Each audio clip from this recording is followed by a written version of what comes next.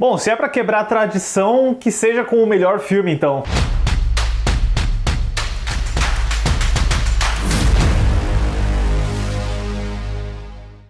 Olá, fãs da Sétima Arte, meu nome é Lucas Nascimento e esse é o Lucas Filmes e chegamos aqui ao último filme do especial para falar sobre Missão Impossível, Efeito Fallout, filme de 2018 dirigido mais uma vez pelo Christopher McQuarrie. Mas antes eu pedi para você curtir esse vídeo, se inscrever no canal e ativar o sininho para não perder notificação dos próximos vídeos. Bom pessoal, vocês podem perceber que eu lancei os vídeos do Missão Impossível 5 e 6 um pouco próximos um do outro, mas é porque eu realmente não esperava que a cabine de imprensa fosse ser tão cedo. O vídeo do sétimo filme, o Acerto de Contas Parte 1, deve sair na quarta ou na quinta-feira, a cabine acontece na quarta, então já vou deixar o especial meio que encaminhado pro final aqui, pra gente falar sobre esse filme de 2018, o Efeito Fallout, que naturalmente tá vindo da sucessão de sucessos do Protocolo Fantasma e do Nação Secreta, que trouxe o Christopher McQuarrie pra franquia, e eu acho que o Tom Cruise se deu tão bem com o McQuarrie, tanto no Jack Reacher quanto no Nação Secreta,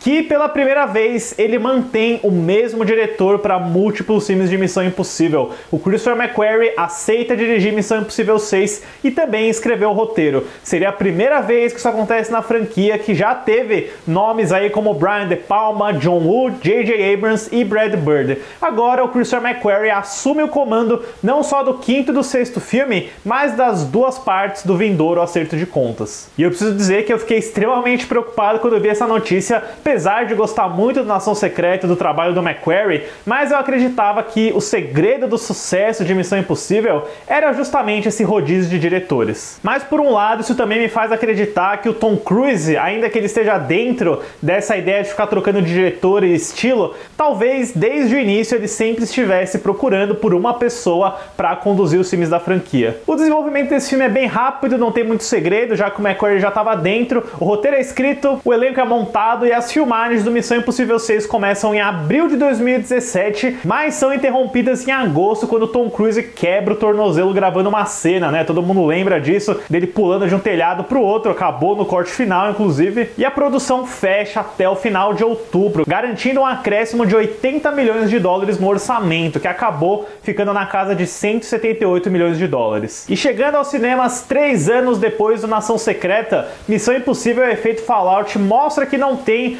zica nenhuma em ficar com o mesmo diretor, porque ele oferece aqui aquele que eu acredito que seja o melhor capítulo da franquia até agora. A história do filme segue o agente secreto Ethan Hunt, vivido por Tom Cruise. Após prender o líder do sindicato no filme anterior, Ethan precisa ir atrás de seus enigmáticos discípulos, chamados de apóstolos, que estão de posse de ogivas nucleares com poder destrutivo. Eu sei que quando a gente lê essa sinopse, escuta sobre o que o filme é, parece que já é a quarta ou terceira vez consecutiva que a gente vê um filme de Missão Impossível que tem o perigo de ogiva nuclear, de destruição por bomba atômica. Mais uma vez estamos nessa, e talvez a gente até estivesse nessa no Missão Impossível 3, já que a gente não sabe o que era o pé de coelho, aquele MacGuffin misterioso, mas eu fico muito surpreso, muito feliz em ver como o Christopher McQuarrie é capaz de pegar essa premissa, que é basicamente a mesma em todos os filmes, né? Ethan Hunt tem que recuperar objeto de criminosos, clássico MacGuffin, Alfred Hitchcock à prova, mas ele consegue criar variações e elementos de história que são bem diferentes entre si. E eu fico maravilhado com a forma como o McQuarrie constrói o roteiro do Fallout.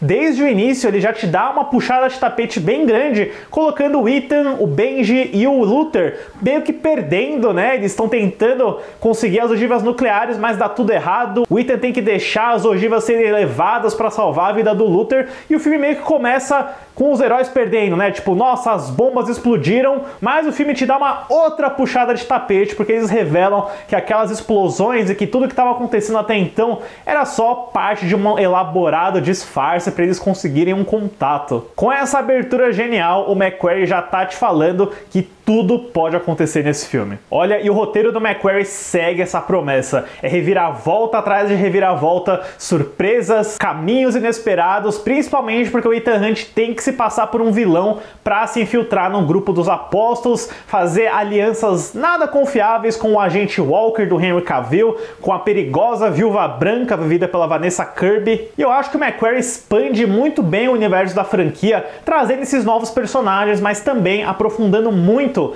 a dinâmica de equipe desse filme, tanto com o Benji do Simon Pegg, com a Ilsa Faust da Rebecca Ferguson, que retorna e tem um papel mais elaborado, mas especialmente eu fiquei bem surpreso revendo o filme no peso emocional gigantesco no Luther do Ving Rhames, porque como toda essa história, a plot do Fallout acontece porque o Ethan não teve coragem de deixar o Luther ser sacrificado. Se o Luther morresse, ele conseguiria recuperar as bombas. O Luther tem um monólogo muito bonito, muito emocionante com a Rebecca Ferguson, onde ele se sente culpado, né? Ele agradece pelo Ethan ter salvado a vida dele, mas tem um senso de culpa, de responsabilidade em saber que se ele tivesse sacrificado, nada daquilo aconteceria. Isso mostra que o McQuarrie consegue encontrar um espaço para desenvolver um personagem que tá nesses filmes literalmente desde o início. Acho que ao longo do texto e da história o McQuarrie vai colocando esses pequenos momentos, construindo uma base sólida e ainda acrescenta o Henry Cavill como esse agente da CIA, o Walker, que vai construindo uma suspeita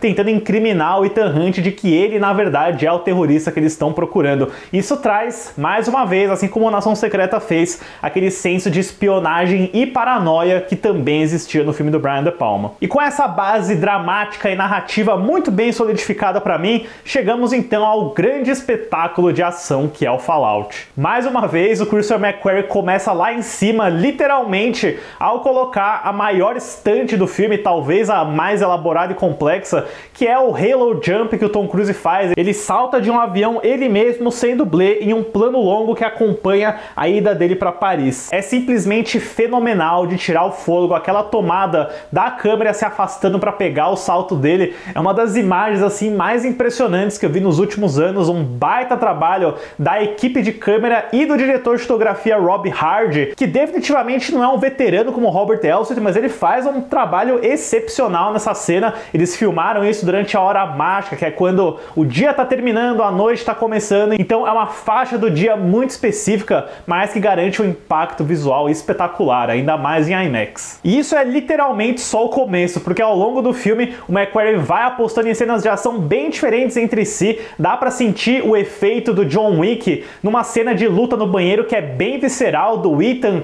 e do Henry Cavill contra o cara que eles estão perseguindo. Uma sequência de perseguição de moto pelas ruas de Paris que é quase tão insana quanto a do Nação Secreta, a perseguição a pé pelos telhados de Londres e o maravilhoso clímax que traz uma perseguição de helicópteros por geleiras e montanhas, com o Tom Cruise realmente pilotando e com uso de tecnologia IMAX. Sério, toda vez que eu vejo essa sequência do helicóptero em IMAX, com essa imagem, com esse domínio, cara, como que eles conseguiram fazer uma coisa dessa? É alucinante, é uma das melhores cenas de ação que eu já vi. Você tá vendo o Tom Cruise literalmente pilotando um helicóptero e atuando, porque você tem toda a tensão da cena, a ideia da perseguição do personagem do Henry Cavill, é simplesmente espetacular. Sério, pode não ser a minha cena preferida da franquia Missão Impossível, mas eu acho que tem um argumento aí pra ser feito de que é a mais complexa em nível de planejamento e execução. E eu definitivamente, no meio dessa set pieces, tenho que destacar o trabalho do compositor Lorne Balfe, que é um nome que vem crescendo bastante ao longo dos anos. Ele fez a trilha sonora do Adão Negro no ano passado, por exemplo, e no Fallout eu acho que foi a primeira vez que eu prestei atenção no nome dele com carinho, porque é uma trilha bombástica, épica, que bebe muito da fonte do trabalho do Hans Zimmer na trilogia do Batman do Nolan, mas ele acrescenta elementos que não existiam na franquia. Tem uma corda delicada e sutil que traz um senso de incerteza, de pânico em tudo que envolve o Ethan Hunt e a lembrança dele da Julia, da Michelle Monaghan, que volta nesse filme. Mas especialmente o que eu mais gosto da trilha é o uso bem discreto de piano dele para causar incerteza e paranoia, geralmente com o personagem do Henry Cavill. Uma trilha excelente que eu já ouvi incontáveis vezes nesses últimos anos. Olha, a Missão Impossível, o efeito Fallout realmente é um filmaço, viu? Fazia um tempinho que eu não assistia ele inteiro e eu praticamente não tenho problemas com ele. Eu acho que, tirando alguns excessos do clímax, né, eu sinto que o filme dá uma forçada pra dar alguma coisa pro Benji, pro Luther, pra Ilsa Faust fazer, mas não é nada que eclipse o resultado final. Eu acho que esse é um filme de ação excelente, tem uma história muito forte também, tem ótimos vilões, um grande elenco e pra mim eu acho que garante aí o ápice da franquia Missão Impossível, pelo menos até agora. Pra Missão Impossível, o efeito Fallout, eu dou uma nota 9.